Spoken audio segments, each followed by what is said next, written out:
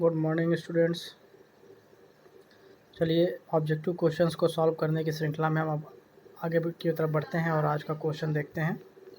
आज का क्वेश्चन हमारा 21 नंबर है। वायु संधारित्र जो एयर कैप्स्टर्स होते हैं उनका उपयोग कहाँ किया जाता है, किस उपकरण में किया जाता है? ऑप्शंस आपके पास हैं टीवी ट्यूनर,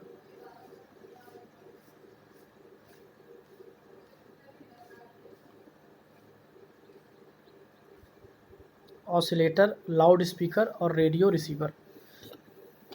तो वायु संधारित्र का उपयोग रेडियो रिसीवर में किया जाता है। ऑप्शन डी आपका करेक्ट हो जाएगा। ठीक है, अगला क्वेश्चन है, यदि ध्रुवीकृत इलेक्ट्रोलाइट संधारित्र विपरीत रूप से जुड़ा हुआ है, जो पोलराइज्ड आपके इलेक्ट्रोलाइटिक कैपेसिटर होते हैं, जैसे आपके जो कैपेसिटर्स होते हैं पोलराइज्ड होते हैं, तो उन पे हम इनको इस प्रकार से एक आवेश इस सिंबल से दर्शाते हैं, या फिर इसको हम ऐसे भी दर्शाते हैं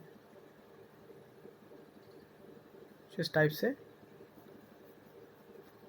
ठीक है, तो अब अगर हम क्वेश्चन हमसे पूछा जा रहा है कि अगर ये अपोजिट डायरेक्शन में रिवर्सली कनेक्ट कर दें अगर हम इसको, तो क्या होगा? रिवर्सली कनेक्ट अगर हम कर देंगे तो ऑप्शंस आपके पास है, no effect on the capacitor, संधारित्र पर कोई प्रभाव नहीं पड़ेगा, अत्यधिक गर्मी के कारण विस्फोट होगा, परिपथ में धारा कम हो जाएगी। अगला ऑप्शन है आपका, संधारिता का मान बढ़ जाएगा। तो इसमें क्या होता है कि अत्यधिक हीट, एक्सेसिव हीट उत्पन्न होगा और कैपेसिटर में विस्फोट भी हो सकता है। तो ऑप्शन बी आपका जो है करेक्ट, ऑप्शन बी आपका क्या होगा? करेक्ट होगा। ठीक है,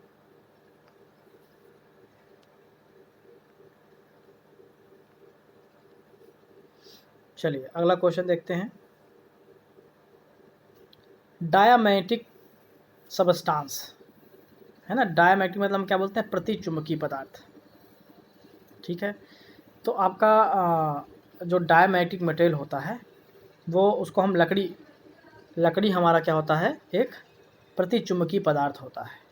ठीक है, लकड़ी हमारा प्रतिचुंबकीय पदार्थ, और प्रतिचुंबकीय पदार्थ क्या होते हैं हमारे? जल हो सकता है। ठीक है, तो हमारा लकड़ी और जल हमारा जो होता है वो क्या होता है? प्रतिचुंबकीय पदार्थ होते हैं। चलिए अगला क्वेश्चन देखते हैं। फ्लक्स घनत्व, फ्लक्स घनत्व आपको पता है कि फाई बराबर क्या होता है? क्वेश्चन नंबर 24 देख रहे हैं हम लोग, फ्लक्स घनत्व की मात्रक। तो फ्लक्स घनत्व का मात्रक अगर हम देखेंगे यहाँ से, तो बी को हम फ्लक्स घनत्व बोलते हैं, बी और लिख सकते हैं फाई बाई ए। फाई का मात्रक आपको पता है, फ्लक्स का मात्रक वेबर होता है और एरिया का मात्रक मीटर, तो वेबर पर मीटर स्क्वायर हो, लेकिन ऑप्शन यहाँ पर नहीं दिया हुआ है। ठीक है, तो एक आपकी इकाई जो होती है फ्लक्स घनत्व की, टेस्ला भी होती है। ठीक है, एसआई घनत्व की, जो एसआई पद्धति में जो मात्रक होता है फ्लक्स घनत्व का, वो टेस्ला भी होता है। तो ये भी ध्यान रखेंगे आप, वेबर मीटर पर मीटर स्क्वायर के साथ साथ टेस्ला भी जो होता है फ्लक्स घनत्व की इकाई होती है। चलिए अगला क्वेश्चन देखते हैं, क्वेश्चन नंबर 25। पदार्थ का बीएच कर्व जो हम बनाते हैं, बीएच कर्व आपको पता है, बीएच कर्व हम बनाते हैं, ऐसे बनाते हैं, ये बीएच कर्व होता है। ठीक है, ये बीएच कर्व पूछा जा रहा है कि ये क्या क्या दर्शाता है? तो पदार्थ का रिलक्टेंस, पदार्थ की क्षेत्र तीव्रता, पदार्थ की चुंबकीय विशेषताएं, चुंबकीय सामग्री की शक्ति खींचना। देखिए इससे हमें क्या पता चलता है कि हमारा जो पदार्थ है उसका जो मैग्नेटिज्म है वो कितना अच्छा है ना, उसकी चुंबकीय विशेषता कैसी है, मतलब वो जल्दी से मैग्नेटाइज हो जा रहा है, जल्दी से डीमैग्नेटाइज हो जा रहा है। ठीक है, जैसे ये विशेषता बताती है। तो ये जो कर्व होते हैं पदार्थ की चुंबकीय विशेषताओं को बताते हैं। तो ऑप्शन आपका सी यहाँ पर करेक्ट हो जाएगा, पदार्थ की चुंबकीय विशेषताओं को बीएच कर्व बताता है। कौन सी विद्युत, अगला क्वेश्चन है आपका, कौन सी विद्युत मात्रा सीधे भंवर धारा के समानुपाती होती है?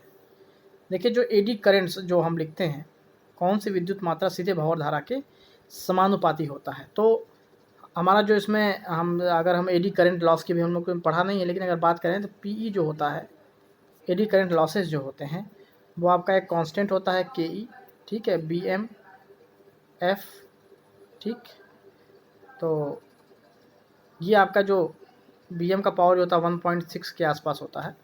ठीक है, तो इस प्रकार से हम देखें फ्रीक्वेंसी के डायरेक्टली प्रोपोर्शनल होता है। अगर हम देखें तो अभी हमने चूँकि एडी करंट लॉसेस और हिस्टैरिसीस लॉसेस पढ़ा नहीं है, लेकिन एक आपको आइडिया होना चाहिए कि जो डायरेक्टली प्रोपोर्शनल होता है वो फ्रीक्वेंसी का बहुत ज़्यादा उस पर असर पड़ता है। ठीक है, जो हम भंवर धाराओं की बात करते हैं तो फ्रीक्वेंसी के डायरेक्टली प्रोपोर्शनल होता है। तो ऑप्शन सी करेक्ट हो जाएगा। अब देखिए परमेबिलिटी के परिवर्तित होने का क्या कारण है। परमेबिलिटी क्या होता है, हम जानते हैं बी बराबर म्यू इंटू एच। ठीक है, इसमें म्यू ही क्या होता है, आपका परमेबिलिटी होता है। तो यहाँ पर अगर हम देखें तो डायरेक्टली देखा जाए तो हमें आपका जो फ्लक्स घनत्व होता है, जो फ्लक्स डेंसिटी होता है, ठीक है, फ्लक्स घनत्व की वजह से हम कह सकते हैं कि ये परमेबिलिटी के पूर्ण होने का एक रीज़न है। जो फ्लक्स हमारा डेंसिटी होता है, ठीक है, उसे हम कह सकते हैं।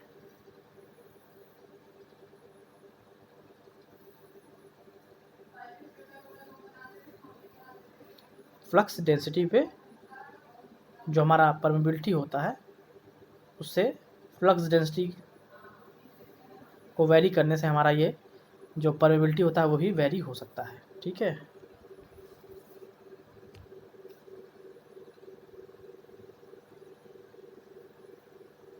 अगला क्वेश्चन हम देखेंगे, किस प्रकार का संधारित्र अंतरिक्ष इलेक्ट्रॉनिक्स के लिए उपयोग किया जाता है। अंतरिक्ष इलेक्ट्रॉनिक्स के लिए हम जो संधारित्र उपयोग करते हैं वो आपका इलेक्ट्रोलाइट टेंटेलम टाइप का होता है। ठीक है, इलेक्ट्रोलाइट टेंटेलम टाइप का हम यूज कर सकते हैं। ऑप्शन नंबर डी इसका करेक्ट होगा, इलेक्ट्रोलाइटिक टेंटेलम टाइप। ठीक है,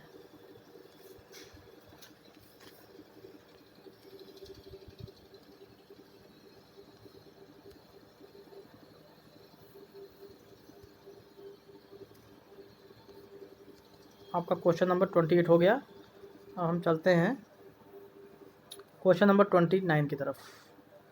what is the effect of electrolytic capacitor if open circuit for sucker. ठीक है, अगर ओपन सर्किट हो जाए तो सिंपल सी बात है कि हमारा जो कैपेसिटर होगा वो कार्य नहीं करेगा। ठीक है, ऑप्शन ए इज करेक्ट। यदि संधारित्र में प्लेटों की दूरी कम हो जाती है तो धारिता के मान में क्या परिवर्तन होगा। आप जानते हो धारिता जो होता है सी बराबर epsilon naught epsilon R A by D होता है, और जहाँ पर डी जो होता है यही प्लेटों के बीच की दूरी होती है। अगर ये कम हो जाती है तो संधारिता का मान क्या हो जाएगा, बढ़ जाएगा, है ना। ये कम होगा तो आपका सी जो है बढ़ जाएगा। तो ऑप्शन डी आपका यहाँ पर करेक्ट हो जाएगा। ठीक है, ऑप्शन डी बढ़ेगा। ठीक है, जब किसी चुंबक को हम स्वतंत्रतापूर्वक लटकाते हैं किसी धागे से बांधकर तो वो क्या बताता है, उसका ये कौन सी विशेषता होती है, ये होती है दिशी विशेषता, डायरेक्शन बताता है ना। जो पहले के नाविक लोग हुआ करते थे वो इसका मैग्नेटिक कंपास का उपयोग भी किया करते थे ना, डायरेक्शन को देखने के लिए। ठीक है, तो ये आपकी दिशी विशेषता को बताता है। चलिए, अनुचुंबकीय पदार्थ आपका जो होता है, आपको पता है जो पैरामैग्नेटिक मटेरियल्स होते हैं वो क्या हो सकता है, आपका वायु हो सकता है। ठीक है, वायु आपका पैरामैग्नेटिक हो सकता है। ठीक है, चलिए अगला क्वेश्चन देखते हैं।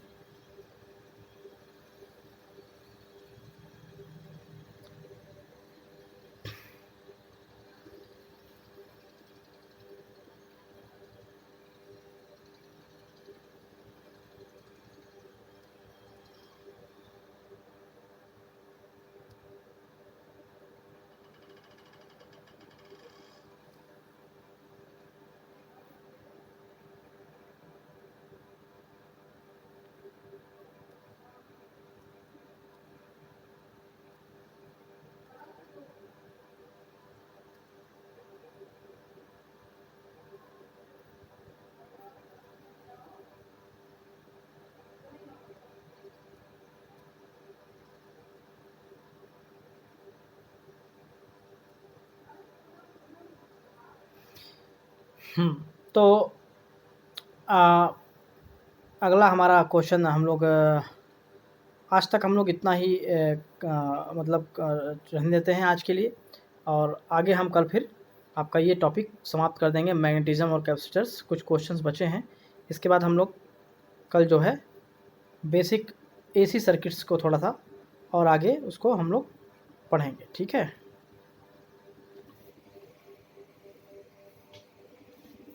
चलिए आज की क्लास के लिए धन्यवाद।